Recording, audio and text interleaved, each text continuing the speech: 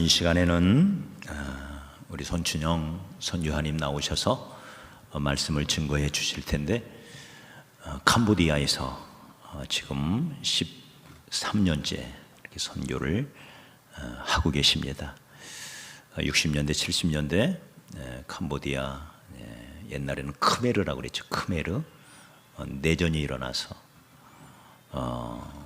인구의 3분의 1이 600만 명 중에 200만 명이 죽임을 당하고, 어마어마한 일이죠. 그래서 죽음의 땅 킬링 필드라 일컬어지는 캄보디아, 그곳에서 지금 13년째 선교하시며 복음을 전하는 선교사님이십니다.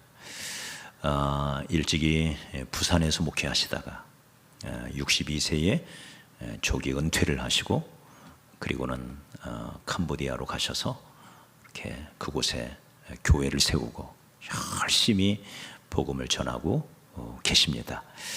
제가 21살 때 우리 목사님을 처음 배웠는데요, 그때나 지금이나, 지금 벌써 37, 8년 전인데 그때나 지금이나 모습이 똑같으세요.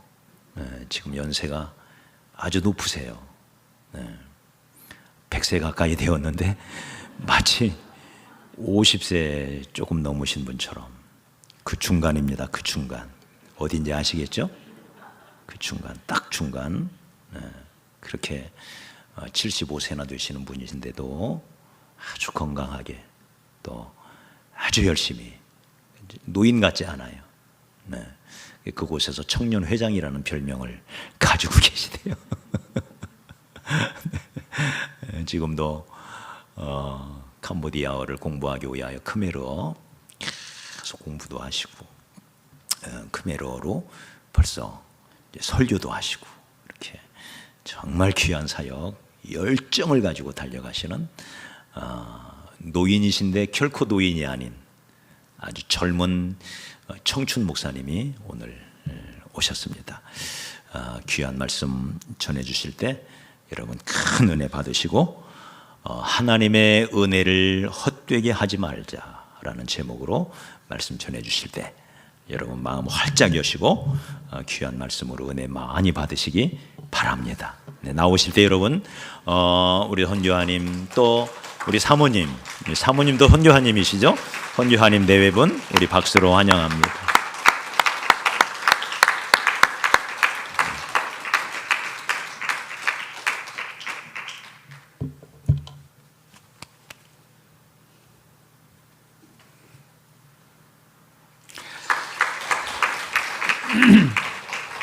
안녕하십니까? 반갑습니다. 이 코로나 상황에 이렇게 초대해 주신 우리 송 목사님 감사합니다. 또 여러분 교회에서 캄보디아에 매월 기도해 주시고 선교 헌금을 보내셔서 그곳에 선교 활동을 해오게 됨을 이 자리에서 진심으로 감사를 드립니다. 오늘 같이 나누고 싶은 하나님의 말씀은 여기 바울 사도가 한 말씀, 우리가 하나님의 은혜를 입었다 하는 것입니다. 그는 이름을 바울이라고 하고 있지만 처음에 이름은 사울이라고 했습니다. 사울이라고 이름을 했던 그 청년은 예수 믿는 것을 이해할 수가 없었어요. 예수님을 믿을 수 없다고 생각했습니다. 오히려 예수 믿는 사람들을 어리석게 생각하고 그들을 잡아 죽이고 옥에 가두는 그 일을 할 정도로 아주 교회에 적대적이고 반대하던 그런 청년이었어요. 지금도 간혹 그런 사람들이 있지요. 교회에 대하여 아주 나쁘게 생각을 하는 그런 사람들이 있어요. 왜 그럴까요? 이 사울은 공부를 굉장히 많이 한 사람입니다. 가말리엘이라고 하는 당시에 석학의 밑에서 공부를 했던 사람이고, 또 유대인으로서 로마의 시민권을 가지고 있었던 사람입니다. 지식이 많고 지위와 신분이 아주 높은 그런 사람이었어요. 그럼에도 불구하고 그는 그렇게 교회를 핍박하고 하나님을 대적하는 그런 일을 했습니다. 여러분, 인간의 지혜와 지식으로서는 하나님을 이해할 수가 없는 것입니다. 만일 우리가 하나님을 이해한다고 하면 하나님이 우리 안에 들어오는 거 아닙니까? 하나님은 너무나 광대하셔서 우리가 하나님을 결코 이해할 수 없습니다. 다만 믿을 뿐이지요. 이렇게 교회를 박해하던 사울이었는데 그날 또 믿는 사람들을 옥에 가두기 위해서, 그들을 체포하기 위해서 다메섹으로 가고 있었습니다. 다메섹에 거의 가까이 왔을 무렵에 해보다도 밝은 빛이 그에게 비춰왔어요. 그리고는 그 빛 가운데서 사울아, 사울아, 네가 어찌하여 나를 핍박하느냐 하는 음성이 들려왔어요. 사울은 깜짝 놀라 그 자리에 쓰러져 엎드려서 빛을 향하여 묻습니다. 주여, 당신이 누구십니까? 이때 빛 가운데서 들려온 말씀은 나는 네가 핍박하는 예수다. 나는 네가 핍박하는 예수다.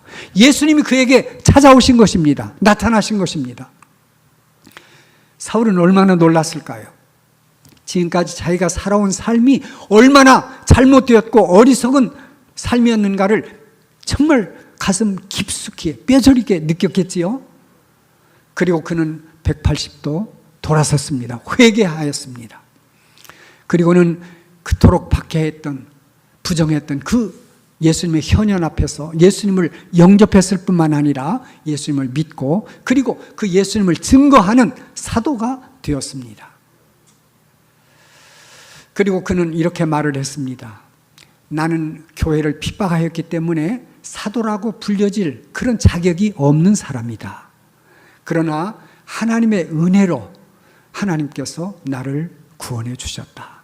그리고 직분을 주셨다. 이렇게 말을 했습니다. 여러분, 우리가 하나님을 아는 것은 인간의 지혜로 되어지는 게 아닙니다. 어린아이라 할지라도 하나님을 알 수 있습니다. 어떻게 우리가 하나님을 알 수 있는가?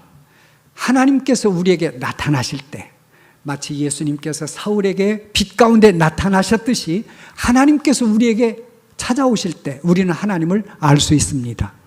하나님이 이 세상에 찾아오신 적이 몇 번 있으세요? 이 성경을 보면 하나님이 세상을 창조하실 때도 물론 하나님께서 그렇게 나타나셨고, 이스라엘 백성들이 애굽에서 나와서 시내산 밑에 천막을 치고 거하고 있을 때 하나님께서 시내산에 강림하셨어요.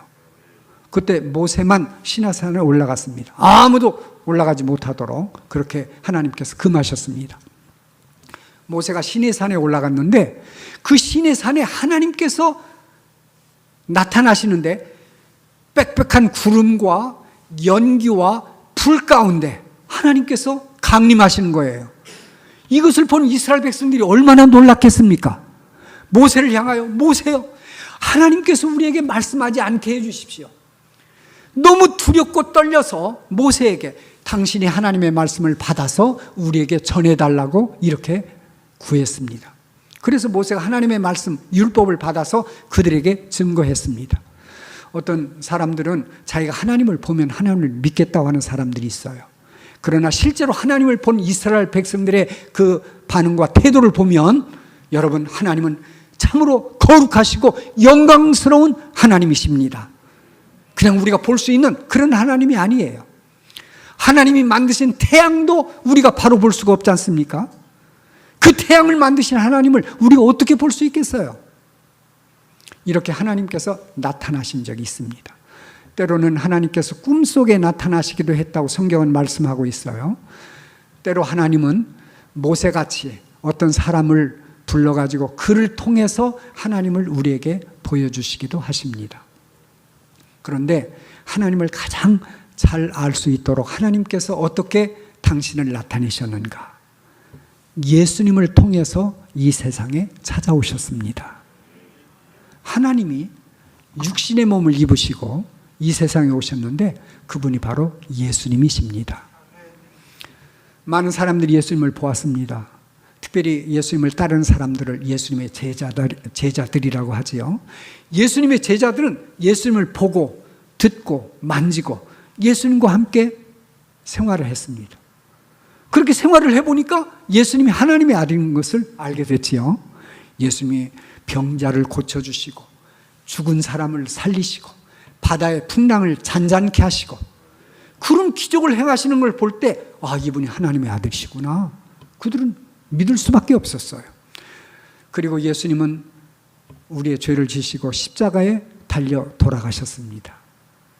예수님의 제자들은 그 밑에서 예수님을 본 거예요. 참혹하게 예수님께서 십자가에 달려 돌아가실 때 제자들은 실망했습니다. 우리가 하나님의 아들이라고 생각했던 이분이 돌아가시다니 이젠 모든 것이 끝났구나 이렇게 생각을 했지만은 돌아가신 지 3일 만에 예수님께서 미리 예고하신 대로 예수님은 다시 살아나셨습니다. 그리고 제자들에게 나타나신 거예요. 제자들이 얼마나 놀랐을까요? 여러분들 같으면 안 놀라시겠어요? 너무 놀랐어요. 그래서 그 예수님을 붙들고 나의 주여 나의 예수님, 예수님을 고백할 수밖에 없었어요. 예수님은 제자들에게 너희가 내 증인이다. 내가 너희를 세상에 보내노라. 너희는 가서 내 증인이 되거라 말씀하셨어요. 그래서 제자들이 나가서 전도하게 됐습니다. 예수님을 증거한 거예요. 여러분, 사울에게는 예수님이 직접 빛 가운데 나타나셨습니다. 제자들에게는 예수님께서 육신을 입고 오셔서 그들과 생활하셨어요. 지금 우리들에게는 어떻게 하신다고요? 그 제자들이 와서 우리에게 예수님의 말씀을 가르쳐 주는 것입니다. 선교사님들이 바로 예수님의 제자들입니다. 그 제자들이 또 제자들에게 복음을 전하고 그 주님을 믿은 사람들이 또 다른 사람들에게 전하고 그 중에는 자기 나라뿐만 아니라 다른 나라에 가서 복음을 전하는 사람들이 많이 나왔어요. 그분들을 선교사라고 하지요. 이 선교사들은 자기 나라, 자기 조국을 뒤로 하고 선교지에 갑니다. 문화가 다르고 언어가 다른 그곳에 가는 거예요. 특별히 아프리카 같은 나라는 옛날에 식인종이라고 그러지요. 사람들 막 잡아먹는 그런 사람들이었어요. 유럽 사람들은 희고 뽀얗고 키도 크고 식인종들이 생각할 때 먹을 게 참 좋다 이렇게 생각을 했을 거예요. 그런 곳에 복음을 전하면서 그곳에서 정말 죽임을 당하는 그런 선교사님들이 복음을 전하였기 때문에 지금은 아프리카에도 많은 나라들이 기독교 국가가 되고 믿는 사람들이 있습니다. 지금은 하나님께서 우리에게 어떻게 하시는가? 하나님이 또 태어나고 죽고 또 태어나고 예수님이 되어서 또 오고 또 오고 그게 아니에요. 예수님 한 번만 오시면 족한 것입니다. 그리고는 그 예수님을 만났던 제자들이 복음을 전할 때 우리가 예수님이 누구신가를 알고 하나님을 알고 믿을 수가 있는 것입니다. 저도 어렸을 때 교회를 나와서 예수님 말씀을 듣고 예수님을 믿게 되었습니다. 여러분, 믿음은 이렇게 하나님의 말씀을 들음으로 믿음이 생기는 것입니다. 오늘 교회 처음 나오신 분들도 앞으로 계속해서 교회 나오셔서 하나님 말씀을 들으시고 이것이 정말 그러한가 믿음을 가지시기를 바랍니다. 바울이 이제 사울이 이름을 바울로 계명을 하고 복음을 전하는 사람이 되었어요. 그는 복음을 전하기 위해서 최초로 자기 나라가 아닌 외국에 나가서 복음을 증거하는 선교사가 되었습니다. 그때는 선교사라는 이름도 사용을 하지 않았어요. 사도라고 주님이 보내신 사람들을 제자들을 사도라고 했는데 사도가 되어서 이렇게 여러 나라에 가서 복음을 전했습니다. 저는 바울 사도가 갔던 여러 나라들을 방문을 했어요. 1988년에 목사 3사람이 유럽 여행을 했는데 바울 사도가 간 여러 곳을 가봤어요. 저 아시아에서 예수님 그 나라는 이스라엘이지요. 거기는 중동, 이스라엘은 아시아입니다. 아시아에서 유럽으로 복음을 전했는데 유럽의 여러 나라들을 제가 가봤어요. 그때 새 목사님이 16나라를 여행을 했거든요. 한 달 반 동안 마치 배낭 여행을 하듯. 나중에는 그 나라 갔더라고요. 그래가지고 이제 그 짐도 가지고 갔는데 이 짐이 무거워가지고 나중에는 노래를 하면서 다녔어요. 내 고향으로 날 보내주. 이렇게 45일을 목표하고 나갔는데 다 채우지 못하고 43일 만에 돌아왔어요. 바울이 다녔던 그 나라, 그리스, 그 다음에 이탈리아, 또 저쪽에 스페인, 포르투갈 여러 나라들을 방문을 해봤어요. 그런데 지금도 그곳에 가면 기차를 타고 다니지만은 당시에는 어떻습니까? 걸어 다니거나 마차를 타고 다니잖아요. 얼마나 그 여행이 힘들었겠어요. 그 여행의 위험, 죽을 고비를 수없이 넘기고 강도들을 만나고 옥에 갇히기도 하고 그리고 매를 맞기도 하고 결국은 바울 사도는 복음을 전하다가 로마에서 이제 순교하게 되었습니다. 여러분, 왜 바울이 이렇게 복음을 전했습니까? 자기가 과거에는 하나님을 부정하고 부인했지만은 그 예수님이 찾아오셔서 자기를 구원해 주셨고 예수님이 우리의 구주이심을 증거하기 위해서 그렇게 그는 전도 여행을 했던 것입니다. 이렇게 바울의 전도 여행으로 말미암아 그 유럽이 일찍이 기독교 국가가 되었습니다. 당시 로마가 313년에 콘스탄틴 황제 때 기독교를 공인하고 이제 기독교가 로마의 국교가 되었습니다. 이 로마가 망한 그 나라들을 세보니까 거기서 생긴 로마가 지배했던 그곳에 생긴 나라가 한 학자에 의하면 34국가가 있다고 그래요. 그 로마 지역에 복음을 전함으로써 유럽이 기독교 국가가 되는 그러한 일을 바울 사도가 하게 됐습니다. 바울은 말하고 있습니다. 내가 하나님의 은혜를 입어서 내가 구원을 받았고 그리고 사도가 되었다. 이 하나님의 은혜가 너무 크다. 나는 사도라고 불려질 수도 없는 사람이다. 그런데 이 하나님의 은혜 때문에 내가 구원받았고 이렇게 사도가 되었다. 그는 말하고 있는 것입니다. 그리고 그 하나님의 은혜가 헛되지 않게 하기 위해서 자신이 복음을 전하는 그런 일꾼이 되었습니다. 여러분, 우리도 똑같이 바울과 똑같이 예수님을 믿음으로 구원을 받습니다. 우리는 죄 가운데 나죠. 죄 가운데 살아갑니다. 그리고 죄 가운데 죽습니다. 교회를 나온다고 해서 죄인이 아닌 것도 아니에요. 자기가 죄인이 아니라고 부인한다고 해서 죄인이 아닌 것도 아니에요. 우리의 양심이 우리가 죄인인 것을 알고 있습니다.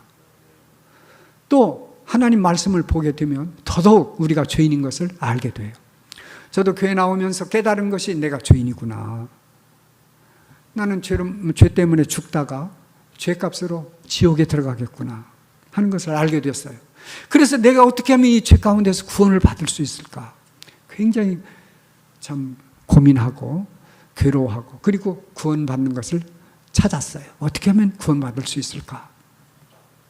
어떻게 하면 죄사함을 받을 수 있을까 생각을 하는데 어느 날 복음을 깨닫게 됐어요. 복음. 내가 그렇게 교회를 오래 다녔지만은 이 복음이 무엇인가 그 내용을 그때서야 알게 됐어요. 복음이 뭔가? 하나님이 세상을 이처럼 사랑하사 독생자 예수님을 보내주셨다. 그래서 그 예수님이 우리의 죄를 대신 지시고 십자가에 달려 돌아가셨다. 예수님이 내 죄를 담당하셨다. 이것이 복음인 것입니다. 여러분, 복음, 여러분들도 아시지요? 근데 어떤 사람들은 복음을 알면서도 구원을 못 받았다고 생각하는 사람들이 있어요. 제가 그랬어요. 교회 나오니까 예수님이 십자가에 죽은 것을도 알고 나를 위하여 죽었다고 항상 그렇게 듣고 말을 하고 했지만은 이것이 내 마음에 와 부딪혔어요. 하나님의 아들이 내 죄를 담당하셨다. 내 죄를 지셨다. 그러면 내 죄는 어디에 있습니까? 그 하나님의 아들이 가져가신 것이지요. 예수님이 십자가에 달릴 때 그 뒤에 보면 나도 같이 예수님과 함께 죽은 거예요. 아멘. 내가 그리스도와 함께 십자가에 못 박혔어요. 예수의 죽음은 나의 죽음입니다. 나를 위한 죽음이요, 나의 죽음입니다. 나는 주님과 함께 죽은 거예요. 죄인인 내가 이미 죽었다는 거예요. 지금 살아있는데 살아있는데도 죽은 것과 같다고 성경은 말씀하고 있어요. 그리스도 안에서 우리는 죽은 것입니다. 내 죄는 그렇다면 예수님이 가져가셨구나. 그러면 나는 죄가 없잖아요. 아, 이게 구원이구나. 주님이 내 죄를 담당하신 거, 이것이 복음이고 이것이 구원이구나. 깨달았을 때 너무 기쁘고 감사했어요. 구원받는 것이 너무 쉬웠습니다. 여러분, 구원은 쉬울까요? 어려울까요? 어떤 사람들은 그렇게 구원이 쉬울 것 같으면 구원 못 받을 사람이 어디 있겠느냐고 이렇게 말을 하는 사람들이 있어요. 그렇습니다, 여러분. 구원은 쉬운 것입니다. 하나님은 누구라도 구원받을 수 있도록 쉽게 그렇게 마련하셨어요. 그저 우리가 예수님을 믿게만 하면 구원받습니다. 그런데 우리는 이렇게 예수님을 믿음으로 값없이, 내가 뭘 잘한 공로도 없이 구원을 받지만 하나님께서는 큰 값을 치르셨다고 하는 것을 우리는 잊어서는 안 됩니다.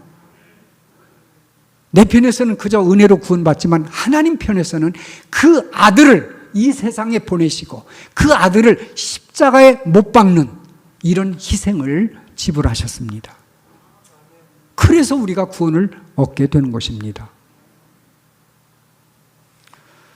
여러분, 누가 자기 아들을 죽는데 내보낼 수 있겠어요? 그것도 원수를 위해서 내어줄 사람이 어디 있겠습니까? 우리가 하나님을 대적하고 하나님을 핍박하고 사울과 같이 그랬던 우리들이지만 하나님은 우리를 사랑하셔서 그 아들을 보내주시고 그 아들을 내 죄 때문에 십자가에 죽게 이렇게 하신 것입니다. 바울이 이 사실을 깨닫고 믿었을 때 너무 하나님의 은혜가 감사하고 너무 하나님의 은혜가 큰 것을 그는 깨달았어요. 그래서 내가 이 하나님의 은혜가 헛되지 않게 하기 위해서 예수님의 그 십자가의 복음을 전해야 되겠다. 그래서 그는 사도가 되었던 것입니다.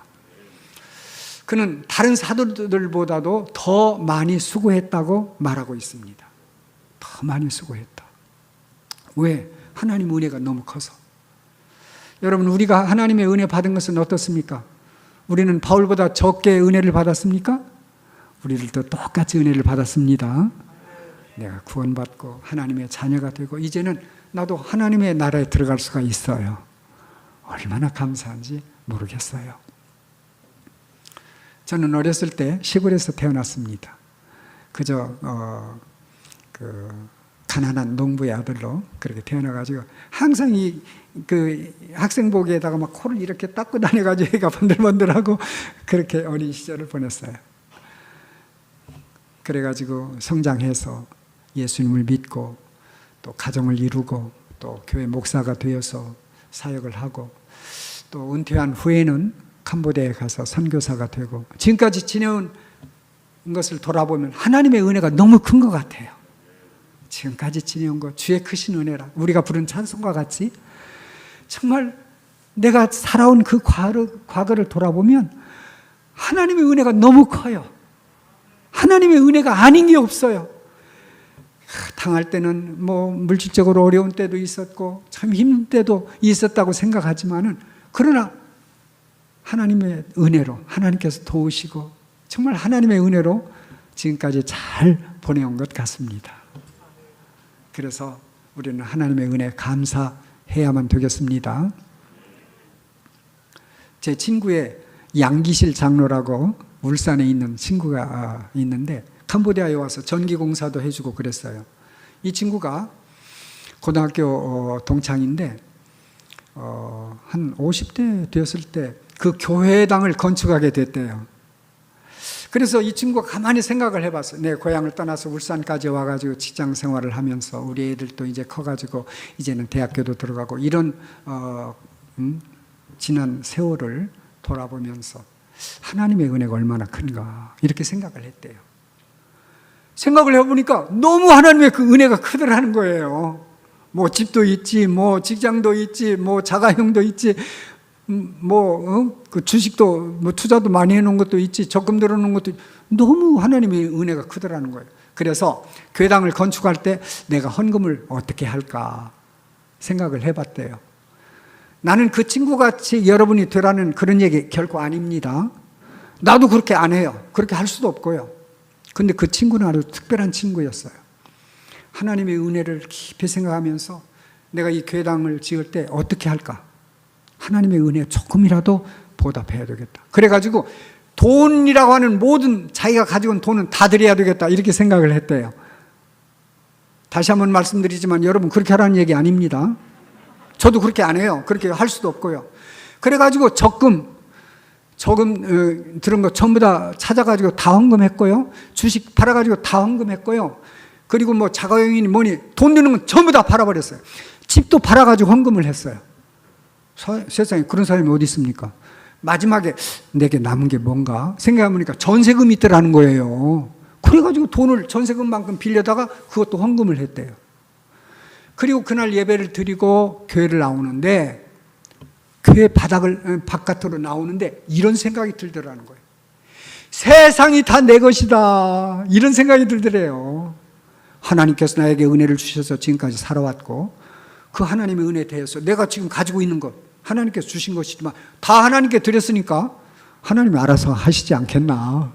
이 세상이 다 하나님 것인데 세상이 다 내 것이다 이런 생각이 들더래요. 그 뒤에 하나님께서 그에게 어떻게 함께 해주셨는가를 간증하는데 정말 눈물겨웠어요. 그리고 이제 고등학교 학생들도 있고 그런데도 뭐 돈을 다 드리고 전세 그렇게 해가지고 그 전세 그 돈까지 다 드리고 사는데 그래도 직장은 있잖아요. 직장 그 한전의 그 직장이었는데 그래가지고 한전에서 퇴직을 하라고 그래요. 명예퇴직을. 그래가지고 퇴직을 하려고 하니까 한 뭐 3억 원을 그때 주려고 했다든가. 그래서 이제 이 돈을 받아가지고 이제 새로운 무엇을 좀 해봐야 되겠다 이렇게 생각을 했대요. 그래가지고 퇴직 신청을 하고 사인은 안 했대요. 그리고는 집에서 기도를 하는데 가만히 기도를 하는데 이런 생각이 들더라는 거예요. 아니 하나님께서 나에게 주신 이 직장인데 내가 뭐하러 이 직장을 퇴직을 하려고 하나? 그런 생각이 들더래요. 그래가지고 마지막 날 그가 사인을 안 하고 다시 이제 번복을 했어요. 퇴직을 안 했어요. 다른 사람들은 많이 퇴직을 했지요. 그래가지고 이제 근무를 하는데 사람들이 많이 퇴직을 하니까 승진할 티오가 막 쫙 있더라는 거예요. 그래가지고 막 고속 승진을 했대요. 그러니까 월급도 많아지고 한참 있다가 그쪽에서 퇴직금을 정산을 하라고 하더래요. 그래가지고 이제 퇴직금 미리 받는 그 제도가 있지 않습니까? 그래가지고 퇴직금을 정산 받는데 직장 나가지도 않고 3억 원을 받았대요. 옛날에 그 명예퇴직하면 받을 3억 원을 직장도 안 나가고 3억 원을 받았다는 거예요. 이 친구가요, 머리가 좀 둔해가지고 그렇게 헌금한 그 친구가 아닙니다. 시험 치는 것을 얼마나 많이 했는지 그 면허증, 시험, 예를 들어서 운전면허증 있지 않습니까? 그리고 뭐, 전기 무슨 면허증 많잖아요. 그런 시험을 쳐가지고 면허증 받은 거, 그런 그 자격증 받은 것이 50개도 넘어요. 얼마나 학구적이고 공부 열심히 하는 사람인지 모릅니다. 또 의학까지 공부해가지고 우리 집사람이 그 이제 캄보디아에서 수술 받고 팔을 이렇게 기부스를 하고 다니다 보니까 이 팔이 펴지질 않아가지고 MRI 사진을 못 찍었어요. 그래서 한국에 왔는데 MRI 찍으려니까 사진이 안 찍혔어요. 이게 이제 팔을 못 핀다고. 울산에 그 얘기를 했더니 이 친구가 비행기 타고 올라왔어요. 자기가 배운 뭘로 뭐라고 하나? 그런 걸 하면 이게 펴진다는 거예요. 의학 지식도 많고요. 공부를 얼마나 많이 했는지 몰라요. 다방면에. 그래가지고 하여튼 그 뒤에 하나님께서 집도 주시고, 그래 집도 제가 가봤는데 2층째 아주 멋진 집을 마련해가지고 살고 있더라고요. 여러분, 제가 전하고 싶은 것은 그겁니다. 하나님께서 내게 주신 은혜를 내가 무엇으로 보답할까? 여러분, 하나님의 은혜를 헛되이 받지 말아야 되겠습니다. 늘 하나님의 은혜를 생각하면서 하나님의 은혜에 내가 어떻게 보답할까?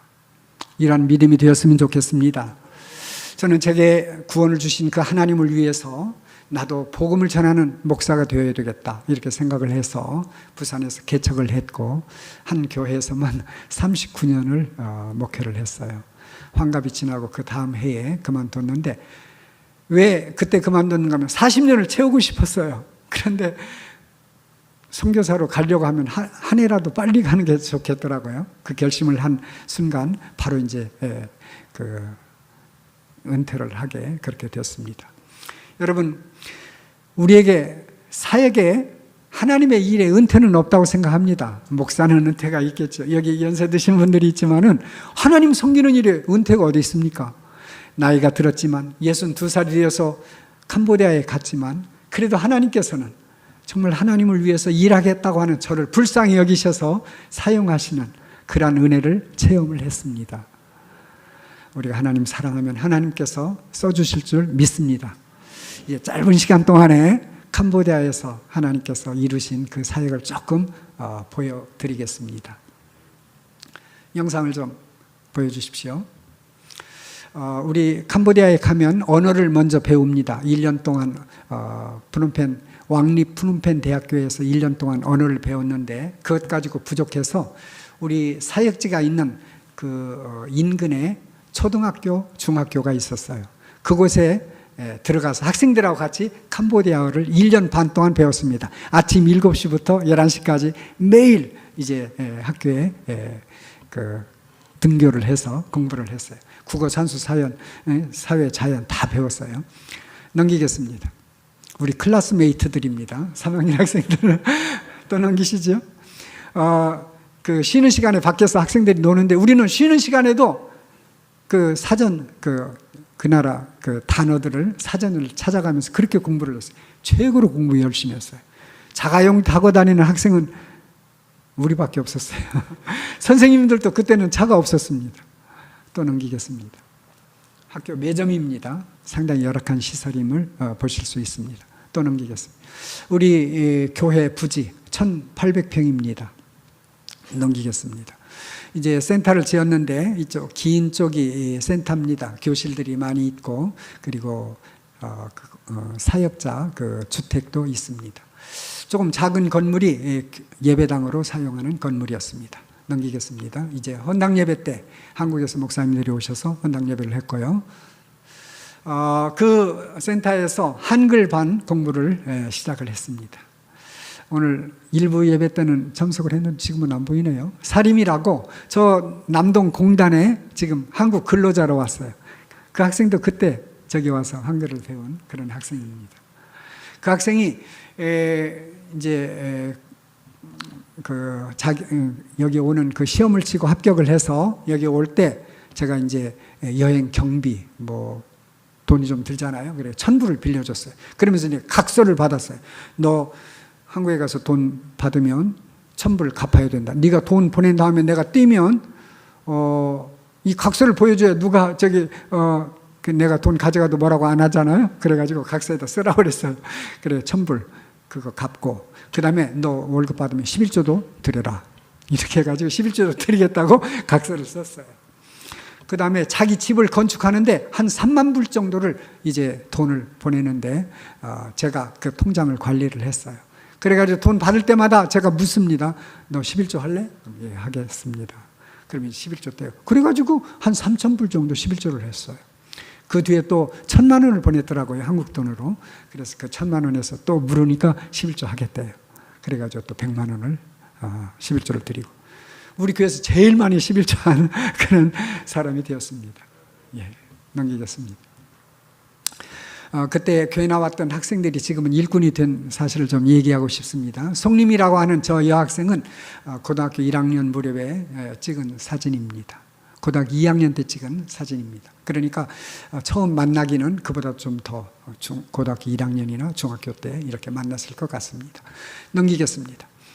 저 소폐학이라고 하는 학생도 중학교 때 찍은 그런 사진입니다.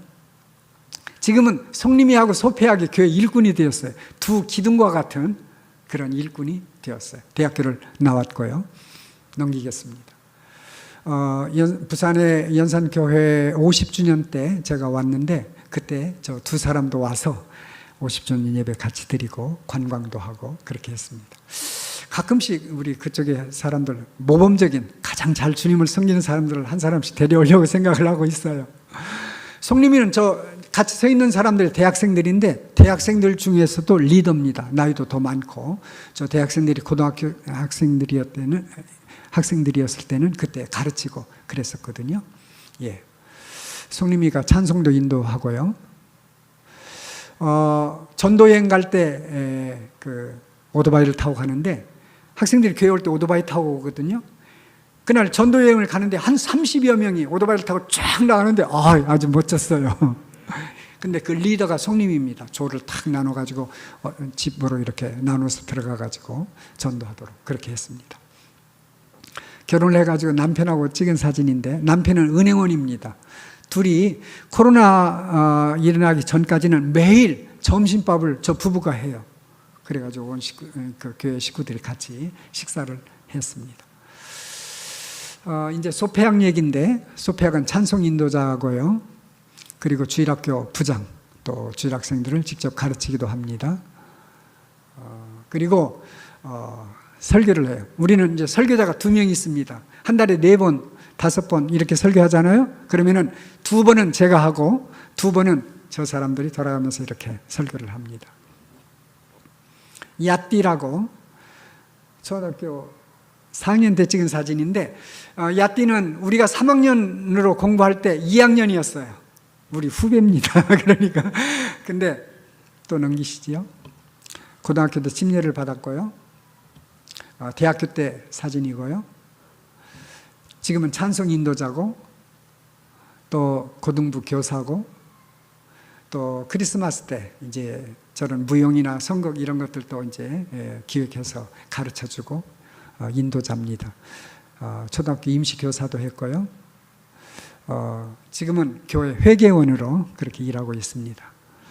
넘기겠습니다.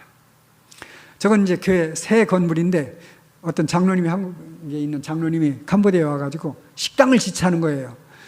예배당에서 예배를 드리고 그 예배 마친 후에 이제 점심시간에 의자를 다 빼고 거기다가 비닐 장판 깔고 비닐지 그걸 깔고 그 위에서 밥을 먹었거든요. 몇 군데 이렇게 비닐 깔고. 그러니까 식당을 하나 지차는 거예요. 그래가지고 식당을 조그맣게 시작을 했는데 짓고 보니까 저렇게 됐어요. 그래서 아래층은 예배당으로 사용을 하고 2층은 게스트하우스 같이 이렇게 사용합니다. 넘기겠습니다. 저쪽 뒤편에서 찍은 사진인데 연못이 보이지요? 저 땅을 파가지고 깊이를 4m를 팠습니다. 폭은 9.3m, 길이가 43m, 굉장히 큽니다. 그러니까 제 생각에 여기다 고기를 키우면 좋겠다 이렇게 생각해가지고 꼰뜨레 어떤 때는 막 캄보디아가 먼저 튀어나와요. 그 고기 새끼 조그만 그 치어 그걸 4,000마리를 사다가 넣었어요. 저기다가. 넘기겠습니다. 우리 관리인이 저기 투망해가지고 잡은 고기입니다. 투망을 해가지고 저 사람이 이제 지금은 떠나가지고 고기를 계속 못 잡았는데 그때 한 8마리 잡았어요.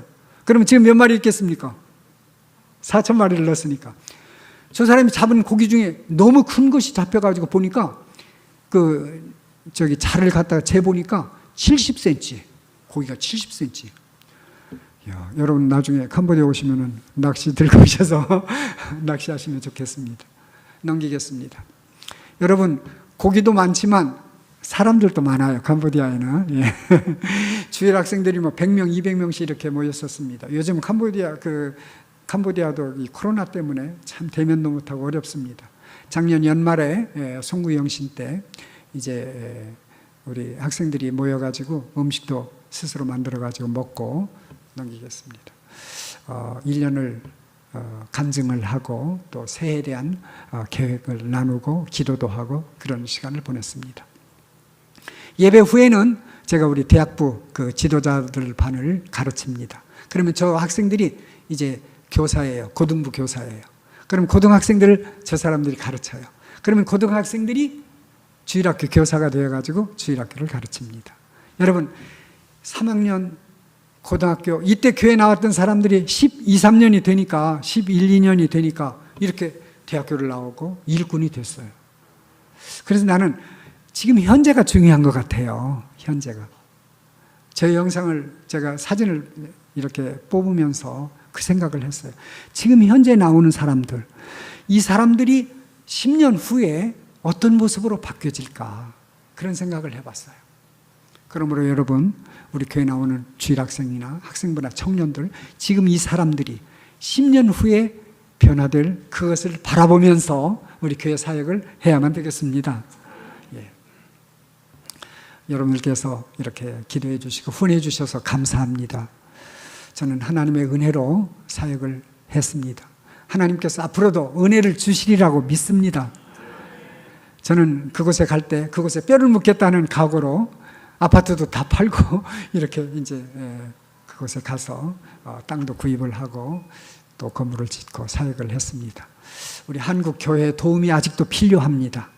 그곳에 그 복음이 참 계속 전해질 수 있도록 여러분 기도해 주시면 감사하겠습니다. 기도하시겠습니다.